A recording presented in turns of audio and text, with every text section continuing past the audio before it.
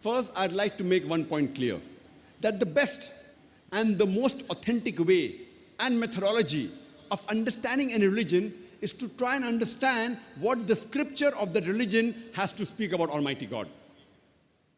Trying to understand the concept of God by observing the followers of that religion may not be correct. Because many a time, the followers of that religion themselves do not know what is the correct concept of God. That's the reason the best, the most authentic methodology to understand the concept of God in a religion is to try and understand what the sacred scripture of that religion has to speak about God. The most famous amongst the Aryan religions is the Vedic religion that is called as Hinduism. First, we'll discuss the concept of God in Hinduism. When we ask any Hindu that how many gods does he believe in, some will say 3, some will say 10, some will say 1,000, while others may say 33 crores, 330 million. But when we ask a learned Hindu who is well versed with his Hindu scriptures, he will tell you that Hindus should actually believe and worship only one God. But the common Hindu, he believes in a philosophy known as pantheism. The common Hindu believes that everything is God. The tree is God, the sun is God, the moon is God, the human being is God, the snake is God. What we Muslims believe is everything is God's. G-O-D with an apostrophe S. Everything belongs to God. The tree belongs to God, the sun belongs to God, the moon belongs to God, the human being belongs to God, the snake belongs to God. So the major difference between the Hindus and the Muslims is the common Hindus say everything is God, we Muslims say everything is God's.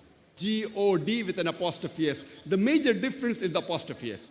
If we can solve this difference of apostrophe S, the Hindus and the Muslims will be united. How do you do it? As the Quran says, "Ta'alaw ila kalmatin sawa'in bayna bainakum." Come to common terms as us and you.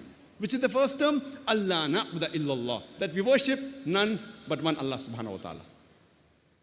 So let's try and understand what is the concept of God in Hinduism according to the Hindu sacred scriptures. Amongst the Hindu sacred scriptures, one of the sacred scriptures are called as Upanishads. It's mentioned in the Chandogya Upanishad, chapter number 6, section number 2, verse number 1. Ikkam evidityam. It's a Sanskrit quotation which means God is only one, without a second. It's mentioned in the Shvetasvatara Upanishad, chapter number 6, verse number 9. Nachasya kashid janitana chadipa. Which means of that God, there are no parents, no lords. Almighty God has got no father, he has got no mother, he has got no superior. It's mentioned in the Shvetasvatara Upanishad, chapter number 4, verse number 19. Na tasya pratima asti. Of that God, there is no pratima. Pratima in Sanskrit means an image. It means an idol. It means a sculpture. It means a photograph. It means a picture. It means a painting. So Shvetasvatara Upanishad, chapter number 4, verse number 19 says, Na tasya pratima asti. Of that God, there is no image. There is no idol. There is no statue. There is no photograph. There is no painting. There is no picture. It's mentioned in the Shvetasvatara Upanishad, chapter number 4, verse number 20. It says that you cannot see the image of God. The eye cannot comprehend God. And amongst the Hindu scriptures, the most widely read scripture is the Bhagavad Gita.